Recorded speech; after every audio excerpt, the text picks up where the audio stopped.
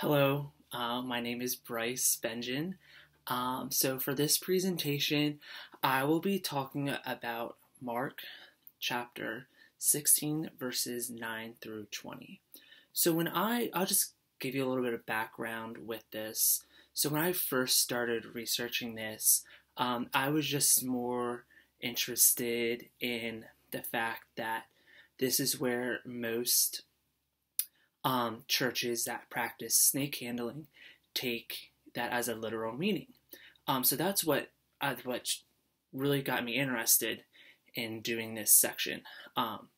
It was only after that I started going through the research that I then realized that this is a really hotly debated section of Mark for a number of reasons. So that's where kind of my thought process was going through this. So I kind of focused on two parts during this paper. I focused on the fact that there are some scholars through research that debate the validity of this section. Some scholars think that Mark intended this to stop at verse 8, while others think otherwise. And then through the second half of my paper, I then talk about the verses 9 through 20, specifically verses 17, 18, 19, 20, and how the Pentecostal holiness, Pentecostal movement kind of really, how they interpreted that and where they were at in America during that time. So I'm just going to pull up my paper real quickly. So I first start out about when one is reading a commentary, how does one know that it is saying it is true to the text and the author is not putting their own bias in the paper? I think this is a hard and crucial but important step one must master. So then, like I said before, I'm going to be examining Mark chapter 16, 9 through 20. The paper will first explore the different ways that the second half, this is sometimes called the epilogue or long ending of Mark 16. Through this research, we'll see how it fits into the rest of Mark and why there is some contention with the ending. Next, the research will focus on the handling of snakes and drinking of poison. Was this to be taken literally, figuratively, or were these one-off occurrences? Next, I will then make my own connections and interpretation of the text. Through the research of origin and the research of authenticity of snake handling, the author will show how these two combined forms an explanation of Mark 16, 9 through 20. So I first start off with the validity of regarding the ending of Mark. So through one of the commentaries that I was reading, this author asserts that there are four different sections of the ending of Mark. There's the appearance to Mary Magdalene, that Jesus appeared to Mary Magdalene, the appearance to the two men, the appearance to the 11, and the Great Commission, and finally the ascension. The final ascension and session and the disciples' response. This is a break in the narrative that is Mark. This author, Galabian, goes on to say that this section could not have been part of the original gospel, but is a summary of other events that happened after Jesus was crucified. The area that the author pays particular attention to is the serious rebuke by Jesus of his disciples. This commentary focuses how this style is not found anywhere else in the Gospel of Mark. In this commentary, it also goes into depth how verses 12 and 13 are a shortened account of the story of the two men on the way to Emmaus. And this story can also be found in Mark as well. Another particular area of interest can be found in verses 17 and 18. These verses talk about the promise of signs. What signs will follow Christians? So Galabian, in this commentary, goes on to say how some of the signs to believers were speaking in tongues, trampling on snakes, drinking poison without harm, would lead to harm, and this led to handling and poison drinking sects of the Appalachia. So some of these signs are not mentioned anywhere else in the Bible. Like this commentary said, speaking in tongues, while some of these signs are mentioned elsewhere, which gives reason to why some scholars think Mark chapter 16, 9 through 20 is a summary of things that have already happened in the Bible, and the author and was authored later than the original text itself. So again, Mark ending at actual verse 8.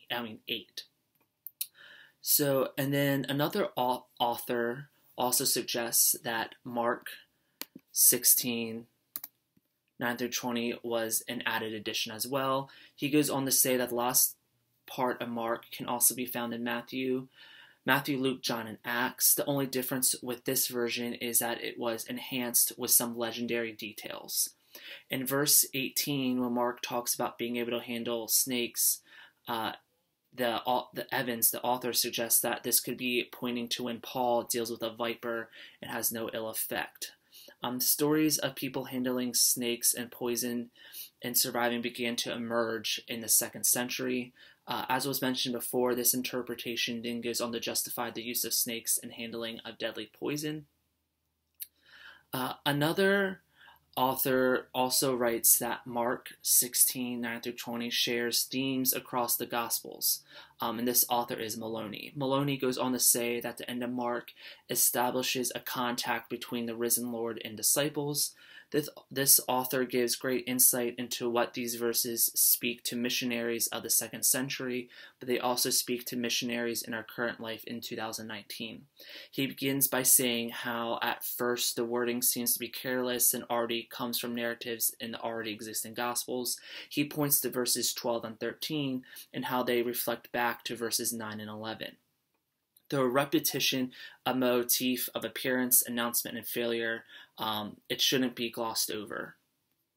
So Maloney then gets to verses 17 through 18, and he cites how the casting out demons, speaking in tongues, healing are found elsewhere in the Bible and are found here as well. This has been the same conclusion of every piece of research that we have reviewed thus far, except for the speaking of tongues part. Maloney, however, begins to diverge from this conclusion partly. He goes on to say that faith produces a security that only the risen Lord can assure. He goes on to say that this experience is still ongoing. This leads one to believe that the handling of snakes can still be a sign of Christians today.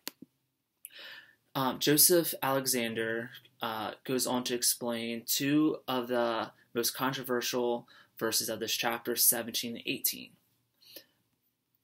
So, I'm sorry, give me 1 second. So Joseph Alexander goes on to explain two of the most controversial verses of this chapter, 17 and 18. First, in verse 17, the author begins to talk about signs that are going to follow Christians, signs that you will know that these people are Christians. He defines the term signs as proof of the divine. So Alexander begins to discuss if these gifts were to be bestowed on many, some, or have ceased to be given at all anymore. These gifts were to be a sign that people in possession of them were Christian. Alexander goes on to say that he thinks that the gifts were given to some but may have stopped being gifted to Christians. He then says that the speaking of tongues was fulfilled at Pentecost. Next, Alexander talks about deadly venomous serpents. As we mentioned before, Paul is said to have had an encounter with a serpent in Acts. I believe it was a viper. Alexander says that the prophecy was fulfilled in Paul. He goes on to talk about how St. Paul from Malta and St. Patrick from Ireland rid the land of venomous creatures. However, these are later miracles. These miracles didn't happen right when this was first spoken about, being signs of Christians.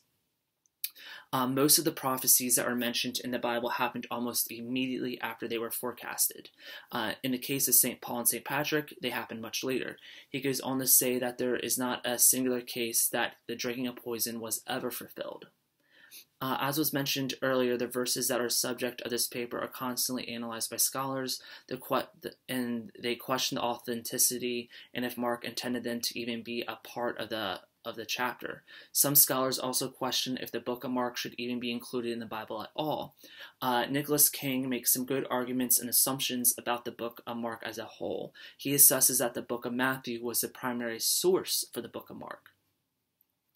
This is important to know when one is looking at verses 9 through 20 of chapter 16 of Mark. If scholars think that the book of Mark was a second document, then it would be fair to say what other scholars are saying about verses 9 through 20, that they were written after Mark originally published the book. James Kelhofer offers some insight into how Mark and Matthew are related. Kelhofer talks about the social setting when the disciples were performing miracles and healings. Kelhofer offers the view that the healings in the end of Mark were very one-sided and did not account for the cultural setting of the time or the people that were present. Kelhofer goes on to say that Matthew gives the most optimistic account of the disciples during this time. He then in turn says that Mark gives the complete opposite. This is another example of how the long ending of Mark is brought into question. This is another example how Mark could have used Matthew as source material. As with any type of discourse, there is always the other side. Stanley Helton looks at the paper of McGarvey. Stanley summarizes that McGarvey did indeed believe that the long ending of Mark is indeed authentic. Stanley clearly states that through McGarvey's research of the authenticity of the long ending, there were only a few instances the book of Mark did not fit in with the greater story. The greater story of Mark and the rest of the Bible. Some of what is in the long ending of Mark, as was mentioned, can be found elsewhere in the Bible, like Acts. Stanley advises that because of this, McGarvey advises that Mark is indeed true. He even goes a step further to suggest that Mark was also the author of the long ending as well. This is something, as has been mentioned numerous times, is a point of debate among scholars. Another supporter of the complete authenticity of the long ending of Mark is Nicholas Loon. Jeffrey Riddle did a critical review of Loon's study on the ending of Mark and came to the same conclusion as Loon.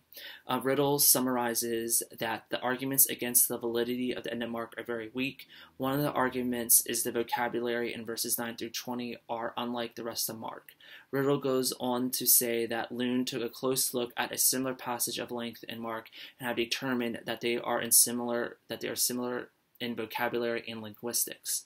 Riddle goes on to say that this contention of the long ending of Mark has brought a crisis to the canon to the forefront. If teachers of the Bible stop their study of Mark at chapter 16, verse 8, and say the ending of Mark is not God-inspired, then we have a serious problem then. Before the discussion on the subject of snake handling and how that is justified is important, I think it's first to look at all the evidence that was given on the long ending of Mark and if it truly belongs in the canon of the Bible. From the information that was presented, many scholars make the point that what was said in Mark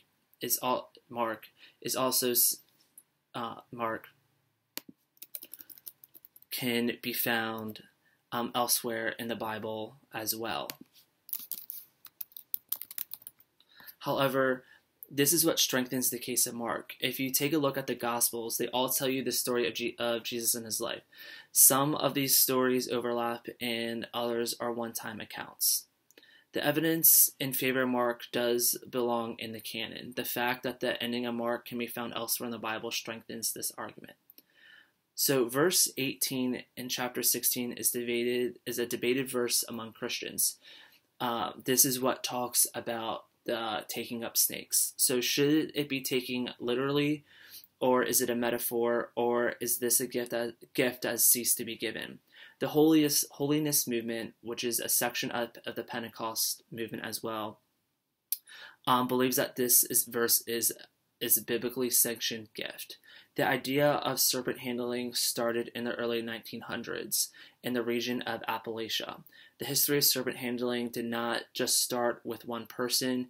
There are documents that in order for the practice to flourish, only one needed people who were accepting of the practice and plentiful serpents. Through history, the handlers have adopted two ways to handle snakes. The first being to handle by faith. This means they are protected by the snake because of their plain meaning view of the text. If they are harmed while holding a snake, they are justified this by being God's will for them. The second way they justify snake handling is by anointing. This means that if the snake handler feels the holy presence to hold the snake, then they should hold it. If a person is harmed while anointed, they justify it by saying they misjudged the anointing. When looking at Scripture, one then also has to look at the way it was interpreted. For example, as we have previously discussed, the Mark 16 is taken into a literal context. One then has to ask why it was taken into a literal context. The holiness movement and Pentecostal movements will help to give a clearer picture of why these scriptures were taken to be literal. Grant Wacker explains that the biblical interpretation of early Pentecostals as a logical extension of their ahistorical outlook. This ahistorical outlook produced and reinforced the notion that the Bible had somehow escaped the vicissitude of historical construction. Thus, the writers of the Bible had not been influenced in any truly significant way by the setting in which they lived. This ahistorical outlook that Pentecostals took up made them resist modern culture and biblical scholarship as well. Pentecostals like to stay as close to the true interpretation to the Bible as they can. They take a rigidly literal approach as credibility can stand. This then led to the literal interpretation of Mark 16. Pentecostals took the literal interpretation of Mark 16 and applied it directly to their immediate context. In a Protestant tradition, the Bible is read as past inspired. Pentecostals read the Bible as a current era inspired story. So if a Protestant were to read Mark 16, they most likely see this as something that has happened in the past or as a metaphor. Metaphor being that if you trust Jesus and God, you can do all things through him. Reading the Bible as a current inspired story suggests the interpretations would vary. It is noted that George Went Hensley, who was involved with the holiness sects, began a movement that was taking Jesus' last words to his disciples as literal as he could get. It was in Mark that he found a passage, Mark chapter 16, that certain signs would follow believers, casting out demons, taking up snakes, and drinking poison. The story goes that Hensley was so troubled by these verses that he retreated to the mountains to talk to God and find out how these should be interpreted. While he was in the mountains, praying about how to interpret these verses, supposedly a rattlesnake appeared to him. Hensley picked up the rattlesnake and was not harmed. He took this as a sign from God and an answer to his prayer of how to interpret these passages. It is said that he then instructed his congregation to take up snakes as the Spirit led them. Hensley then went on to hold open-air snake handling services that drew huge crowds. Many of the churches that practice snake handling keep a low profile, so no need to attract law enforcement. I didn't really talk about this in my paper because it didn't really fit as well, but I thought it was interesting to see how certain states, because this mostly takes place in Appalachia, specifically Kentucky, West Virginia, how some of these states have kind of gone around the separation of church and state and how they were able to outlaw this practice. It was really, really fascinating. This writer, I then wanted to show how one person's interpretation of snake. So this is how one person's interpretation of snake handling then led to a huge movement that attracted crowds of people. It is interesting to see how this interpretation of Mark 16 then led to a movement that still exists today. As was mentioned before, it is important to see the lens of how they were interpreting the passage and then how it spread through their own church network. From research, it seems that Henley's open-air events were very similar to revivals that were also popular during that time period in America. So how should we interpret Mark 16, verses 19 through 20? Well, first, this writer, I think it's important to think of the context in which the last bit of Mark was written. It is said that God wrote for Moses in Moses' times and wrote for Mark in Mark's times. So knowing this, knowing that this was spoken to Mark and was meant for Mark,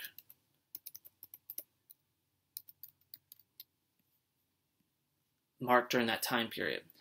So as was previously stated in the paper, most prophecies that were forecasted happened very shortly after they were told. Knowing this, I agree that these signs or gifts, that would follow believers were meant for the time of Mark. Now, in our current era of time, I believe that these probably should be mostly interpreted as a metaphor. The other thing that's interesting in Mark 16, verses 9 through 20, is interpreted, is the discourse and the legitimacy of Mark 16. So when I was doing research, there were a couple commentaries that did not devote anything to verses 9 through 20. I thought this was doing a disservice to us people that are trying to do research on verses 9 through 20. To me, this kind of shows a bias that author has towards these verses already without offering an explanation of why they're not included. Because for some, they just abruptly ended with nothing there. I think it would have been better if they offered an explanation. I mean, even if they didn't believe in them, they should offer an explanation as to why they don't believe them. So the other question that needs to be answered as well, does the long ending of Mark belong in the Bible? I think it should belong in the Bible for reasons that were already previously stated by authors, it being that there were only 2 scrolls that were found without the long ending of Mark. The linguistics is very similar, and we can also find what happened in Mark elsewhere in the Bible. So that is my take on verses 9 through 20. It was a very interesting topic and one that I enjoyed. And it was really fun finding the research as well, and the discourse as well. So I hope you enjoyed. Thank you, and I hope everyone had a good Thanksgiving.